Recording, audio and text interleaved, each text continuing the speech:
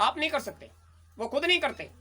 वहां केवल शरीर धारण किया है और कुछ भी खाकर जियो, और मरकर कहां जाओगे इसका कोई ठिकाना नहीं। कुछ भी खाकर जियो, तो वहां जो दिखाया गया था वो आपको नहीं बता सकते।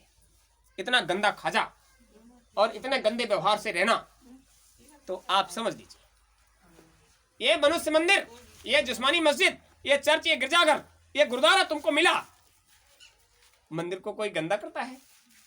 जब उसको गंदा करोगे तो उसको बनाने वाला, उसमें रहने वाला आपसे प्रसन्न हो जाएगा? होने ही वाला नहीं है। और जिसने सिरे से खारिज कर दिया हम इसको मानेंगे ही नहीं, तो समझ लीजिए अरे दयाल से संबंध नहीं बना पाए तो काल से ही बना लेते हैं। वो अपनी दुनिया में उसके हो जाते तो वो कुछ न कुछ तो तुम्हारे साथ करता। तुमने काल को भी सिरे से खारिज कर दिया और दयाल को तो जानते नहीं। तो जब काल को सिरे से खारिज कर दिया, आप लिख कर ले लीजिए, काल के देश में रहकर जिसने उसको नदारत कर दिया, जिसने उसको अपनी नजर से हटा दिया, आप कितना भी समृद्ध हो जाइए, काल भी तुम्हें एक दिन अपनी नजरों से ओझल करके रहेगा। क्योंकि जैसा तुम व्यवहार करोगे वैसा तुम्हारे साथ होगा, बचेगा नहीं। तो आप समझ लीजिए गुरु महाराज ने सब कुछ दिया तुमको। उसके बाद ये भी कहा, ये देश हिंदुस्तान, भविष्यवक्ताओं ने ये क्यों कहा कि एक दिन विश्व गुरु होगा भारत? क्योंकि तुम्हारे यहां की रहनी गहनी शुद्ध और पवित्र है। दो ही चीजें शुद्ध और पवित्र हैं तुम्हारे यहां। एक तो रहनी, जहां रहते हो वो देश पवित्र है, इतना पावन कि ऊपर वाला भी जब प्रसन्न हुआ तो उसने अपने देश की नियामत तुम्हें उतार दी। हमारे यहां बहने वाली नदियां पूजनीय हैं। हमारे यहां की नदियों का जल भर कर ले आइए, कभी खराब नहीं होता। स्वयं देवत्व को धारण करने वाली चीजें उतर कर आई और हमारे भारत आर्यावर्त को पवित्र किया उन्होंने। ऐसा कोई जगह नहीं जहां संसार को पवित्र करने वाली वो धाराएं स्वयं चलकर नहीं गई। ऐसा कोई घर है जिसमें गंगा जल ना हो? ऐसा कोई इंसान जिसने गंगा में डुबकी न लगाई हो? आप घर पर भरकर ले आइए, किसी भी ऋतु में जल खराब नहीं होगा। कोई खास बात तो है। इतना पावन है कि उसने संसार की समस्त कण-कण में से पवित्रता निकालकर भारत में भर दी। ये जो नदियां, ये जो नहरें निकली हुई हैं, इन सब में उन नदियों से जल आता है, उन पावन नदियों का जल आता है जिनसे संसार में सिंचाई होती है। उन सभी नदियों का जल समुद्र में जाता है, और जहां नहीं पहुंचता, उन नदियों का जल जहां नहीं पहुंचता, वो नदियां किस तरह से पहुंचाती हैं कि अपने जल को समुद्र को दिया और समुद्र ने उठाकर वहां पहुंचा दिया उन पावन चीजों को जहां नदियों के माध्यम से नहीं पहुंच सकता। बरसात होती है, समुद्र से मेघ उठे, उन सभी नदियों का जल आया, समुद्र ने उन मेघों को ले जाकर वहां बरसा दिया और पवित्र कर दिया। आप देखने वाले हो कि आर्यावर्त भारत में एक विशेष बात, आप लोगों को कोई बुलाने गया था? आप यहां आए उससे पहले आपको कोई बुलाने गया? आपके अंतर में परमात्मा के साथ जुड़ाव है तो आपको रस्सियों से बांधकर भी कोई रोकने वाला, तो आपका मन इतना पवित्र है कि परमात्मा से जुड़ा है। वो मन इतना दूषित है कि वो किसी को जानता मानता नहीं। तो काल के देश में रहकर आप उसके साथ दुश्मनी का व्यवहार करोगे तो समझ लीजिए वो तुम्हारा, तो तुम भी उसके दुश्मन हो। और जब चाहेगा, ये पूरे संसार का मामला है, वो काल चबेना है, जब चाहे चब लेगा, और जब वो चबेगा तो तुम्हें कोई रोकने वाला। तो आप समझ लीजिए काल के देश में भी रहकर हमें काल से भी मैत्री भाव, प्रेम का संबंध, मित्रता का भाव रखना है। और एक मित्र के लिए अच्छा सोचेगा, बुरा नहीं सोचेगा। गुरु महाराज कहते थे कि जिसके भी सामने जाओ नम्र भाव से उसके हो जाओ, काल के भी सामने जाओ तो नम्र भाव से उनके भी हो जाओ। जब नम्र भाव से आप उनके हो जाओगे, तो उन्होंने एक उदाहरण दिया था कि गोस्वामी जी महाराज के पास वो पंडित लोग जब आए थे, बहुत गुस्से में थे। उनका विचार था कि आज उसको भगा के रहेंगे, और जैसे ही वो आए तो गोस्वामी जी महाराज ने कहा हा हा हा, और भाग खुल गए, दौड़कर पैरों पे गिर पड़े। अरे भाई, आप लोग दरबार में, आप लोग हमारे कुटिया पर आए, भाग्य खुल गए, पैरों पर गिर पड़े, सारा गुस्सा काफूर हो गया। अरे ये तो बड़े नम्र स्वभाव का है। हृदय से कहा, जाओ भाग कर लाओ, पानी लाओ, परात लाओ। वो बेचारा भाग कर गया, पानी लाया, परात लाया। उन पंडितों को परात में खड़ा करते और अपने हाथ से पांव धोते। अरे कहाँ रखे हैं ये चरण, अरे बड़ी मुश्किल से मिले हैं, आज तो कुटिया पावन हो गई। जो भारी गुस्से में आए थे, आज काशी से भगा कर छोड़ेंगे उसको। और वो उनके मुंह से आवाज नहीं आ रही। उन्होंने इतना सेवा किया, अपने हाथों से उनके पांव धोए, अपना उत्तरी उतारा और पांव पोंछ पोंछ कर आसन पर बिठा रहे। हवा खराब हो गई पंडितों की। काल के जीव और दयाल की एक नजर, दया की एक नजर से उनका ये हाल हो गया, जहां बिठाया वहीं बैठे। आप यहां बैठिए, आप यहां बैठिए, ऊंचे आसनों पर सबको बिठा दिया, जहां बिठाया वहीं बैठ गए। हाथ जोड़कर कहा कुटिया पावन हो गई। और जो जल भरा हुआ था परात में बार बार ले, कभी इधर छिड़कें कभी इधर छिड़कें। अरे ये चरणामृत कहाँ रखा है? अरे हृदय ले जा इसको, अब पूरे आश्रम में छिड़क दे, आश्रम पवित्र हो जाए। अंतःकरण कितना भी गंदा था, लेकिन पावन के पास पहुंचे, सन्मुख होए जीव मोय जबहि, जन्म कोटि अगनासो। अरे उस पूरे धनी की जब नजर पड़ी तो वो करोड़ों जन्मों के पाप छार हो गए, खत्म हो गए, और सोचा कि अब जब निर्मल हो ही गए हैं तो इसका पूरा लाभ ले लीजिए। उन्होंने कहा ये तो सब ठीक है भाई, अब इतना सरस होकर बात कर रहे हैं, नीरस होकर आए थे, और जैसे ही व्यवहार उनके साथ हुआ सरस होकर बात कर रहे हैं। लेकिन एक बात हमारी समझ में नहीं आई, ये तुम्हारा शिष्य है ना, ये इस तरह से कह रहा था। बोले हुजूर शिष्य तो है, अगर कुछ कह रहा था तो आप सुन लेते। बोले जो गलत बात है उसको हम नहीं मानने वाले। बोले वो तो हम ही नहीं मानने वाले, गलत बात कोई कहे तो हम ही नहीं मानते, वो तो उसमें कोई गलती नहीं, आपने ठीक किया। एक मुसलमान जी थे, उन्होंने कहा साहब हमको भी देखिए। बोले आपको भी देख रहे हैं, आप तो दाढ़ी वाले हो। हमारा नाम तकी है, हम अगर नहीं पहुंचते तो देखो इस बेचारे के कपड़े फाड़ दिए हैं। लोग बहुत मार रहे थे इस हृदय को। ये तुम्हारा शिष्य है? हाँ हुजूर। अरे भाई क्यों मार रहे थे? बेचारा वो बहुत सीधा साधा है। बोले सीधा है? वो छाती ठोक कर कह रहा था, जो बात कहता छाती ठोक कर कहता, और छाती ठोकने का काम हम पंडितों के आगे किसी की हिम्मत? बोले हाँ वो तो नहीं है। अरे तुम काशी का पंडित प्रकांड हो, तुम्हारे आगे छाती ठोक कर कहने की किसी की हिम्मत? वो गलती कर रहा था। क्यों ठोक रहा था छाती?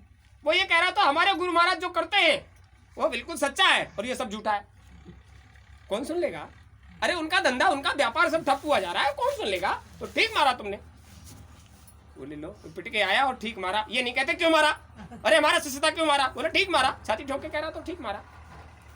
गुरु महाराज ने भी एक बार कहा था, संसार में तुम काम बनाने आए हो तो यहाँ क्रोध मत करो, क्रोध को पी जाओ। क्रोध भी तुम्हारे अंतर में जाकर विष से अमृत हो जाएगा, और देखो फिर वो तुम्हें कितना लाभ देता है। कितनी बड़ी बात! क्रोध को पी जाओ, और क्रोध जब तुम पी जाओगे तो अंतर में जाकर अमृत बन जाएगा। तुम वो चीज हो कि विष को भी पी लो तो अमृत हो जाए। क्रोध को पी जाओ, जब तुम उसे पी जाओगे तो देखो फिर तुम्हें कितना बड़ा लाभ देता है।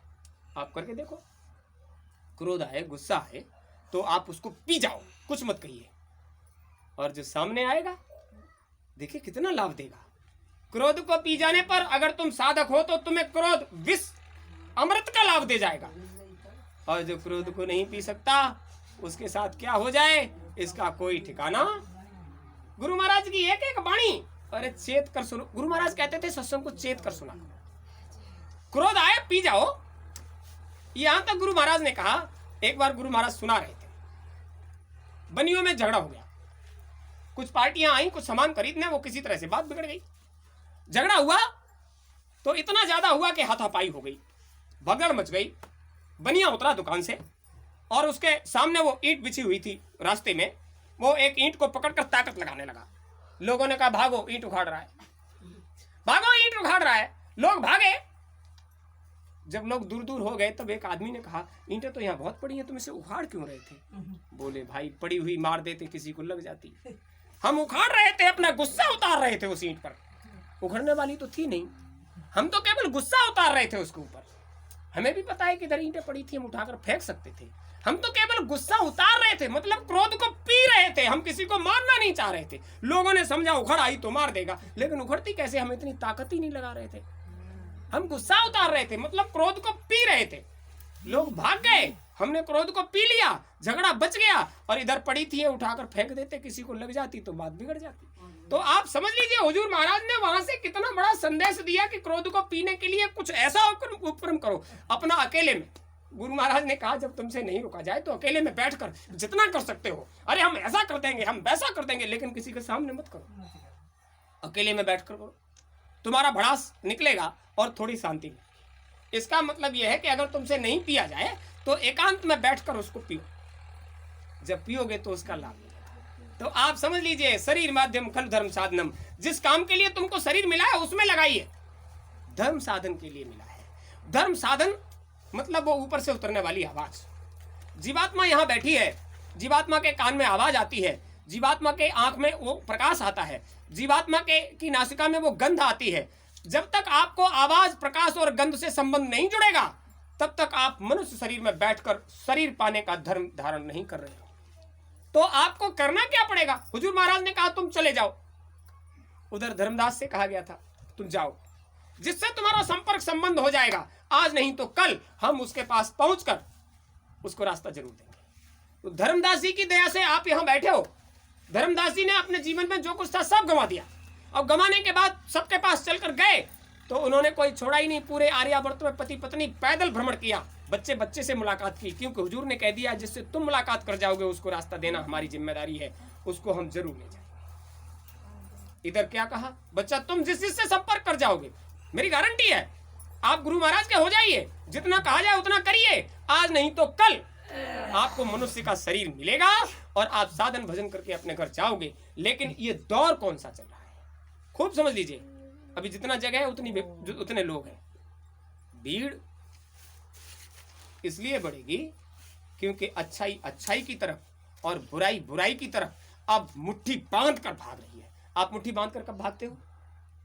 तब भागते हो जब तुम्हें सामने से दिखाई दे रहा है कि अब मौत आ। मौत जब सामने दिखाई दे तो कैसे भागते हो? मुट्ठी बांध कर और पूरी ताकत लगाकर। तो आप समझ लीजिए, काल के जीव काल की तरफ और दयाल के जीव दयाल की तरफ मुट्ठी भागकर बांधने वाले हैं। और जब ऐसी भगदड़ पड़ेगी तो दयाल अपने जीवों को अपने आगोश में बुलाएंगे और काल अपने जीवों को अपने आगोश में बुलाएंगे। जहां दयाल दरबार लगा रहे होंगे वहां दयाल के पहुंचेंगे, और जहां काल के दरबार लगे होंगे वहां काल के पहुंचेंगे। फर्क थोड़ा सा है, पहचान आप समझ लीजिए। काल के जीव अभी मिलेंगे ना तो काल के देश में रह रहे हो तो काल बड़ी खुशामद करता है, मोटे तगड़े बड़े पेट वाले चमकदार बढ़िया। और दयाल के मिलेंगे सूखे पाके, क्योंकि काल उन पर मेहरबान नहीं है। जब काल मेहरबान नहीं है तो वो हरे भरे कहां से दिखाई देंगे। दयाल का रास्ता ऐसा है, वो तो सूखा पाखा है।